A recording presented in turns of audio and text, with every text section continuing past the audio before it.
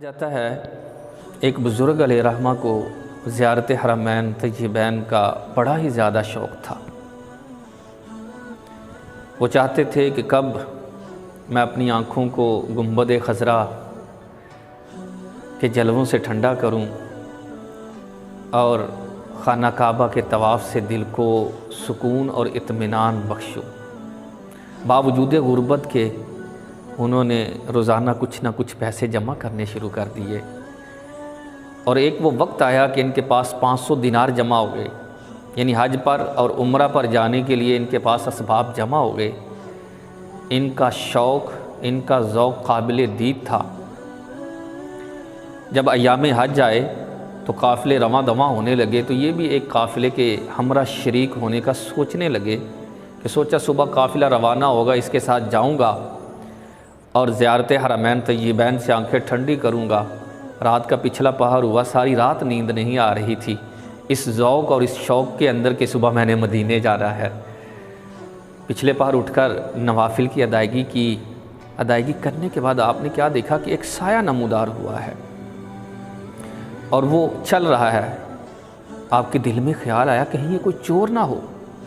آپ نے اس سائے کا پیچھا کیا اور وہ سایہ شہر سے باہر نکل کر ایک جنگل کی طرف روانہ ہوا۔ آپ نے دیکھا کہ اس کے اندر اس سائے کے اندر ایک عورت ہے۔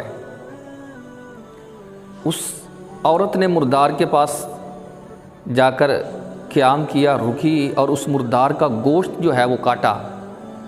آپ نے سمجھا ہو سکتا ہے یہ کوئی ہوٹل والی ہو جو لوگوں کو مردار گوشت کھلاتی ہو، کیوں نہ اس کا پیچھا کیا جائے۔ آپ نے پیچھا کیا، جب وہ شہر کے اندر داخل ہوئی تو آپ نے پوچھا عورت رک جا، تو کون ہے اور یہ کیا کر رہی ہے؟ کیا تو مسلمان نہیں؟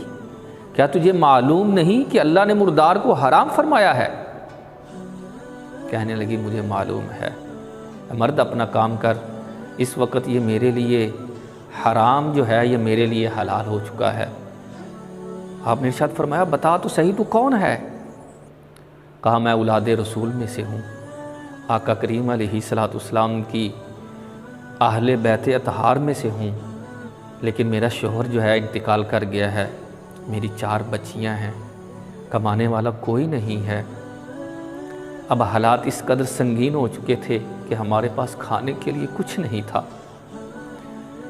اب جب بھوک سے جان نکلنے والی تھی تو ہم حرام کی طرف آ گئے۔ آپ نے ارشاد فرمایا اچھا۔ یہ بات سننے کے بعد آپ واپس گھر آ گئے، اور جس گلی میں آپ رہتے تھے اسی گلی کے اندر وہ عورت جو ہے وہ رہائش پذیر تھی۔ آ کر تھوڑی دیر کے لیے لیٹے تو کبھی ادھر کروٹ بدلتے، کبھی ادھر کروٹ بدلتے۔ دل کے اندر خیال آتا کیا تو حج کر رہا ہے، کیا تو عمرہ کر رہا ہے، کس منہ کے ساتھ سرکار کی بارگاہ میں حاضر ہوگا؟ جو آپ نے 500 دینار اپنے حج اور عمرہ کے لیے جمع کیے ہوئے تھے وہ سارے اٹھائے اور بغیر کسی کو بتائے جا کر اس کے دروازے پر دستخط دی اور اس کے دروازے پر وہ 500 دینار رکھائے۔ اس عورت نے اٹھا لیا، اسے معلوم نہیں تھا کس نے رکھے ہیں۔ قافلے والے جب صبح جانے لگے تو کہا آؤ ہمارے ساتھ، کہا نہیں یار میں نے نہیں جانا۔ لوگ باتیں بنانے لگے کہ دیکھو کیسا یہ بزرگ ہے، کیسا یہ اللہ والا ہے، ظاہر کیا کرتا تھا اور آج اس کا انداز کیا ہے۔ بہرحال لوگوں نے باتیں بنائیں، آپ نے کسی کا کوئی برا محسوس نہ کیا۔ جب قافلے والے حج کر کے واپس آئے تو آپ بھی استقبال کے لیے باہر نکلے، جا کر ان کو مبارکباد دی۔ ہر ایک سے مل رہے ہیں اور مبارکباد دے رہے ہیں کہ مبارک ہو آپ حج سے واپس تشریف لائے ہیں۔ جو جس کو بھی مبارک دیتے وہ آگے سے کہتا یار کیسی بات ہے، تم ہمارے ساتھ تھے اور ہمیں مبارکباد دے رہے ہو، فلاں نہیں ہے، فلاں ہمارے ساتھ تھا اور تم بھی ساتھ تھے، فلاں جگہ پر ہم ساتھ تھے، طواف کے اندر ہم نے اکٹھے طواف کیا تھا، سرکار کی بارگاہ میں ہم نے اکٹھے جو ہے حاضری دی تھی۔ اور جو بھی آتا جاتا اسے کہتا کہ تم ہمارے ساتھ تھے۔ اب بڑے حیران ہوئے کہ میں تو گیا ہی نہیں، میں تو یہی تھا۔ اسی سوچوں میں گم جب رات کو سوئے، ظاہری آنکھیں بند ہوئیں، دل کا کنیکشن گنبد خضرا کے ساتھ جڑ گیا۔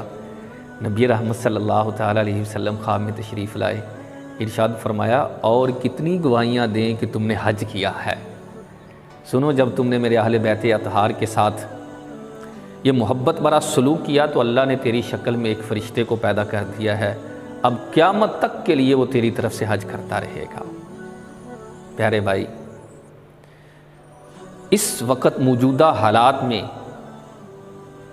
جب لاک ڈاؤن ہو چکا ہے، جو روزانہ کماتے روزانہ کھاتے، ہینڈ ٹو ماؤتھ تھے، اتنے وسائل نہیں تھے، وہ لوگ جو ہے اب صدقہ اور خیرات کرنے والوں کی راہیں تک رہے ہیں۔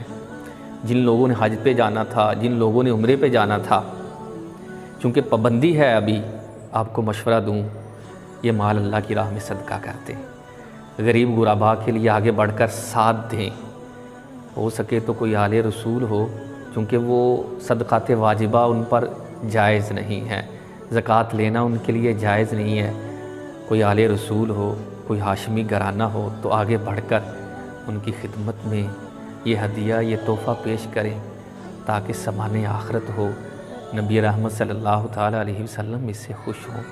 اللہ تعالیٰ ہمیں سادات کرام اور مسلمانوں کے ساتھ بھلائی کرنے کی توفیق عطا فرمائے۔